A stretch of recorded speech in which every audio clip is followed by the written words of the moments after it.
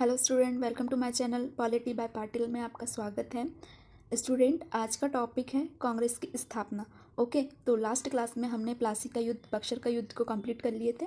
आज हम कांग्रेस की स्थापना को पढ़ेंगे और इसे देखेंगे किस टाइप से इसके क्वेश्चन बनते हैं।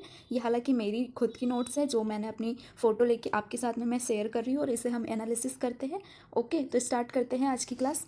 कांग्रेस की स्थापना हुई थी 1885 में। कांग्रेस की स्थापना हुई थी। ए ओ ह्यूम ICS अधिकारी थे, जो ब्रिटिश अधिकारी थे, उसी के एक सेवानिवृत्त अधिकारी थे, उन्हीं के द्वारा ही आज कांग्रेस की स्थापना हुई थी 1885 में। और यह स्थापना पुणे में पहले होने वाली थी, उसके बाद में यह बम्बई में हुई। मतलब तो हम देख सकते हैं कि इसमें जो प्रतिनिधि थे, 72 प्रतिनिधि शामिल हुए थे और 38 सदस्य थे। और ये जो 38 सदस्य थे वो बम्बई प्रांत के थे। पहले पुणे में होने वाली थी इसकी बैठक, लेकिन कुछ कारणवश ये बम्बई में हुई और ये बम्बई प्रांत से ही 38 सदस्य इसमें शामिल हुए थे। लेकिन कुछ सदस्य को हम नाम से जानते हैं क्योंकि ये कुछ मुख्य है जो भारतीय सेना में अपना योगदान देते हैं, इसीलिए उन्हें हम नाम से जानेंगे, जो जिनके नाम भी दिए हुए हैं। तो देख लीजिए कि 1885 में जहाँ कांग्रेस की स्थापना होती है तो पहले अध्यक्ष वोमेश चंद्र बनर्जी थे, तो वहीं पे सदस्य एवो ह्यूम थे, उन्होंने ही कांग्रेस की स्थापना करी थी। और ये इसमें 72 प्रतिनिधित्व में शामिल हुए थे और 38 सदस्य थे।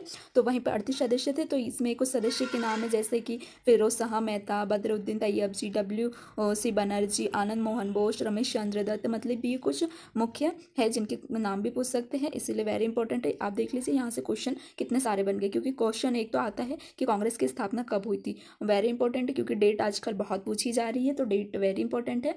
तो 1885 में कांग्रेस की स्थापना हुई थी, तो वहीं पर हमें स्थापना किसने करी थी? एवो ह्यूम ने करी थी। और ये पहले स्थान भी पूछ लेते हैं कि कहाँ हुई थी, कहीं बम्बई में, मुंबई में, कलकत्ता, मतलब ऐसा ऑप्शन दे देते हैं। तो पहले पुणे में होने वाली थी लेकिन वो बम्बई में हुई और वहीं के 38 सदस्य भी वहीं से शामिल हुए थे, 72 प्रतिनिधित्व शामिल हुए थे। वहीं पे कुछ मुख्य सदस्य के नाम हमने क्रमानुसार देख लिए है। फिरोज शाह मेहता, बनर्जी, जैसे कि मेहता जी, तैयब जी, तारक मेहता, मतलब एक ट्रिक बना सकते हैं। मेहता, हाँ, तैयब जी, तो तारक मेहता जी, तारक से तैयब जी। और बनर्जी, बबीता जी हो गए। बॉस बॉस बोलेंगे तो बॉस दादाजी हो गए, नहीं बॉस, सॉरी, मेहता जी के जो बॉस थे वो हो गए बॉस। और रमेश चंद्र दत्त तो एक हाथी भाई हो गए, उसी को मान लेंगे। मतलब ऐसे ट्रिक अपन बना सकते हैं याद करने की। ओके, तो ये मेरी नोट्स हैं और ये वेरी इंपॉर्टेंट है आपके लिए, एक फैक्ट के रूप में मैंने नोट्स बनाई जो आपके साथ भी मैं शेयर कर रही हूँ। ओके, तो ये थे ये कुछ ऐसे मतलब सदस्य थे। ओके, तो ये कांग्रेस की स्थापना हुई थी। उसके बाद में सेफ्टी वॉल, मतलब सुरक्षा वॉल की तरह इसे बना गया था। मतलब एक सेफ्टी वॉल थ्योरी भी दी थी जिसे कांग्रेस को एक सुरक्षा वॉल कहा गया था। फिर 1857 के बाद जनता के असंतोष को उग्र रूप देने से रोकने के लिए सेफ्टी वॉल का निर्माण किया था।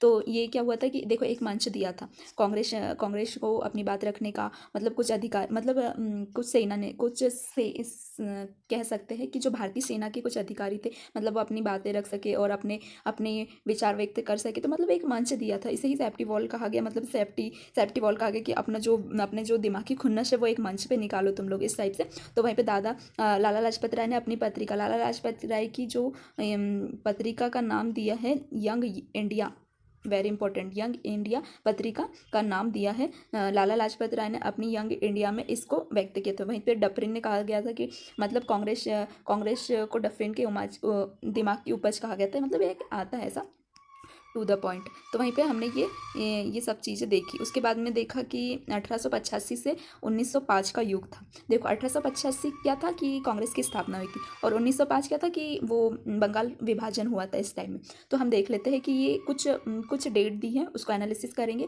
1885 जहाँ कांग्रेस की स्थापना हुई थी, तो वहीं पर आप देखो कुछ नेता थे, जैसे कि 1885 में जब कांग्रेस की स्थापना हुई तो कुछ सदस्य, कुछ नेता वगैरह भी थे, तो हम इन्हें जानते हैं। 1886 में हमें पारसी अध्यक्ष के रूप में दादा भाई नौरोजी दिखाई देते हैं, जो ब्रिटिश संसद में ड्रेन ऑफ वेल्थ, धन निकासी सिद्धांत का मुद्दा उठाया था उन्होंने। किसमें? ब्रिटिश संसद में। अब देखो भाई, संसद अपनी भी संसद है, तो वहाँ पर उन्होंने क्या मुद्दा उठाया था, क्योंकि ये क्वेश्चन बन सकता है कि धन निकासी का सिद्धांत किसने दिया था? तो दादा भाई नौरोजी ने। 1886 में वो एक पारसी अध्यक्ष थे। ओके। तो वहीं 1887 मुस्लिम अध्यक्ष के रूप में बदरुद्दीन तैयब जी दिखाई देते हैं, जो लंदन में भारतीय सुधार समिति की स्थापना करते हैं। कौन? बदरुद्दीन तैयब जी तारक मेहता तैयब जी, मतलब एक ट्रिक थी अपन ने बनाई थी। 1887 मुस्लिम अध्यक्ष के रूप में वो बदरुद्दीन तैयब जी दिखाई देते हैं, जो लंदन में भारतीय सुधार समिति की स्थापना करते हैं। इसमें अध्यक्ष के रूप में दिखाई देंगे, मतलब स्थापना करते हैं। फिर अध्यक्ष थे दादा भाई नौरोजी थे। फिर उनका उद्देश्य था कि भारतीय मुद्दे को ब्रिटिश संसद में उठाया जाए। मतलब दादा भाई नौरोजी ने तो वही वो पर जो ये जो दिया हुआ है ना, वही है कि भारतीय मुद्दे को संसद में उठाया जाए, उस टाइप की बात कहते हैं। ओके। तो ये फिर 88 में ईसाई यहाँ पे दिख नहीं रहा होगा, लेकिन ईसाई अध्यक्ष थे। कौन थे ये? जॉर्ज यूले थे, वो ईसाई अध्यक्ष थे। 88। देखो 1885 में जहाँ कांग्रेस की स्थापना हुई, तो 1886 में हमें पारसी नेता के रूप में दादा भाई नौरोजी दिखाई देते हैं। धन निकासी का सिद्धांत दिया था। 1887 में हमें मुस्लिम अध्यक्ष के रूप में तैयब जी दिखाई देते हैं, जो भारतीय सुधार समिति की स्थापना करते हैं। कहाँ पे? लंदन में। वहीं पे हमें फिर दादा भाई नौरोजी का तो वही ऊपर में जो दिया है। फिर कांग्रेस की स्थापना के समय कांग्रेस के पहले ईसाई अध्यक्ष कौन थे? जॉर्ज यूले थे, जो 88 मतलब 88 में दिखाई देते हैं। ओके। तो हमें ये कुछ नेता लोग दिखाई दिए। अब देखो, प्रमुख नरमपंथी नेता के रूप में हमें दिखाई दिए थे। ये नरमपंथी नेता के रूप में भी आता है कि क्वेश्चन बनता है कि नरमपंथी नेता कौन कौन थे। तो दादा भाई नौरोजी हो गए, सुभाष चंद्र बनर्जी हो गए, गोपाल कृष्ण गोखले हो गए, फिरोज शाह मेहता, मदन मोहन मालवीय, WC बनर्जी। मतलब ये जो कांग्रेस की स्थापना के समय में जो सदस्य थे, वो एक नरमपंथी नेता के रूप में ही हमें दिखाई देते, क्योंकि भैया उस टाइम में सभी के अंदर एक डर था, सब नर्म माइंड के थे। ओके। नरमपंथी के नेता के रूप में ये दिखाई देते हैं कुछ प्रमुख नेता। फिर उग्रवादी चरण आया, तो उग्रवादी चरण में 1905 से 1919 का ये हमें चरण दिखाई देगा, जिसमें 3 नेता हमें प्रमुख दिखाई देते। लाला लाजपत राय, बाल गंगाधर तिलक, विपिन चंद्र पाल, ये हमें नेता दिखाई देते हैं। वहीं पे अरविंदो घोष मतलब ये कुछ नेता हमें दिखाई देंगे। अब नेता के रूप में नेताओं में स्वराज स्वदेशी बहिष्कृत और राष्ट्रीय शिक्षा जैसे कार्यक्रमों को अपनाए। अरविंदो घोष ने स्वराज स्वदेशी बहिष्कृत राष्ट्रीय, मतलब ये ठीक है, ये इतना क्वेश्चन वो नहीं। मतलब देखो, अब 1878 का समय आता है। वर्नाकुलर प्रेस एक्ट की स्थापना होती है। भाषाओं के प्रेस पर नियंत्रण लगाया गया, स्वतंत्रता पर प्रतिबंध लगाया गया। उग्रवादी नेताओं ने इसका विरोध किया। देखो, भाषाओं के प्रेस पर नियंत्रण लगाया गया। अब देखिए, 1878 का समय था। वर्नाकुलर प्रेस एक्ट आया था, जिसमें भाषाओं के प्रेस पर नियंत्रण लगाए गए, स्वतंत्रता पर प्रतिबंध लगाया। उग्रवादी नेता ने इसका विरोध किया था।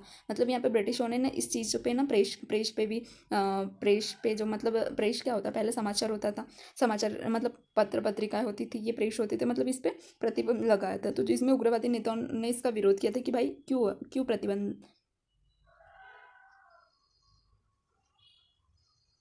इसका विरोध किया। ओके। फिर 1919 का समय था। इंडियन यूनिवर्सिटी एक्ट आया था। इंडियन यूनिवर्सिटी एक्ट था। विश्वविद्यालय पर सरकारों का नियंत्रण बढ़ने का प्रयास, शिक्षण संस्थाओं की स्वायत्ता को प्रभावित किया, छात्रों व शिक्षकों में असंतोष दिखाई दिया। यहाँ पे क्या हुआ था?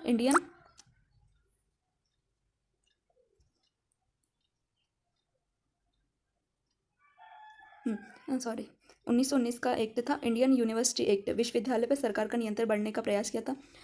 यहाँ पे क्या हो गया कि जब विश्वविद्यालय थे, अब वहाँ पे सरकार का भी प्रभाव दिखने लगा था। शिक्षण संस्थाओं में स्वायत्ता को प्रभावित किया, छात्र शिक्षकों में असंतोष हो भैया, सरकार का प्रभाव विश्वविद्यालयों पर दिखाई देने लगा। पढ़ाई में हमें एक विरोध दिखाई देना, असंतोष की भावना व्यक्त हुई। 1909 का टाइम था, इंडियन यूनिवर्सिटी एक्ट लाया गया था। इस प्रकार से 1919 का था। फिर 1904 में था, इंडियन ऑफिशियल सीक्रेट एक्ट आया था। ब्रिटिश शासन के गुप्त हस्तक्षेप को लीक करने पर कड़ी सजा का प्रावधान था। इंडियन ऑफिशियल सीक्रेट एक्ट 1904 का है। इसे अंग्रेजों ने राष्ट्रीय आंदोलन को दबाने के लिए इस्तेमाल किया था। इस्तेमाल किया था। तो ये जैसे इंडियन ऑफिशियल सीक्रेट गुप्त दस्तावेज को लीक करने पर कड़ी सजा का प्रावधान था। देखिए, अब भैया एक आज़ादी की लहर हमें दिखाई देने लगी थी। तो जो मतलब भारतीय जो सैनिक थे, वो अपनी चीज़ों को एक दूसरे तक पहुंचाने के लिए ऐसे दस्तावेजों को, मतलब ऐसी चीज़ें कर रहे थे, जैसे समाचार के माध्यम से अपनी जानकारी को एक स्थान से दूसरे स्थान पर भेजना था उन्हें, कोई गुप्त दस्तावेज भेजना था। मतलब ऐसी चीज़ें थी जिसमें अंग्रेज आंदोलन को दबाने के लिए इस्तेमाल किया जाता था। तो इस प्रकार की यहाँ पे हमें चीज़ें दिखाई देती है। 1919 इंडियन ऑफिशियल सीक्रेट एक्ट 1904 का है, 1904 का है। तो मतलब ये मैं आपको इसीलिए बता रही हूँ, जो हेडिंग है देखिए, जैसे कि 1904 का हो गया, इंडियन ऑफिशियल सीक्रेट एक्ट कब आया था, गुप्त दस्तावेज को लीक करने के लिए सजा था, मतलब ये ईयर पूछ सकते हैं, इसीलिए ये नोट किए हुए हैं। उसके बाद में 1905 दिखाई देता है, बंगाल विभाजन। लॉर्ड कर्जन थे, उन्हें उद्देश्य फूट डालो राज करो की नीति अपनाई थी, हिंदुओं और मुस्लिम एकता को तोड़ने का प्रयास किया था और उग्रवादी आंदोलन तेज हुआ था। इस टाइम से स्वदेशी आंदोलन, बहिष्कृत आंदोलनों की यहाँ पे हमें शुरुआत दिखाई देती है। फिर 1905 के बाद से हम बंगाल विभाजन को पढ़ेंगे तो हमने देखा कि जैसे कि 1885 से 1905 का युग हमें दिखाई देता है, जिसमें प्रमुख नेता हो गए, कैसे स्थापना हुई और कौन नरमपंथी थे, कौन उग्रवादी थे, और इन्होंने जैसे कि सीक्रेट एक्ट लाया था 1904 में। तो वहीं 1919 में इंडियन यूनिवर्सिटी एक्ट आया था, यहाँ पे विश्वविद्यालय की भूमिका दिखाई देंगी। फिर 1878 में वर्नाकुलर प्रेस एक्ट आया था, मतलब इसमें प्रेस पर नियंत्रण लगाया, प्रतिबंध लगाया, इस टाइप से हमें ईयर दिखाई देता है। 1878 वर्नाकुलर प्रेस एक्ट, मतलब ये 3 ईयर थोड़ा सा देख लेना, क्योंकि क्या होता है कि 1878 हो गया, 1878 वर्नाकुलर प्रेस एक्ट आया, फिर 1878 के बाद में 1909 आया इंडियन यूनिवर्सिटी एक्ट, 1904 आया, पहले 1904 आता सीक्रेट एक्ट आया, ऑफिशियल सीक्रेट एक्ट, उसके बाद 1919 का यूनिवर्सिटी एक्ट, और 1905 में हमें फिर बंगाल विभाजन, मतलब ये सब एक क्रमानुसार जमा लीजिएगा तो वो समझ में आ जाता है। ओके, आने वाली क्लास में हम 1905 के बाद से क्लास को स्टार्ट करेंगे। Okay, thank you so much.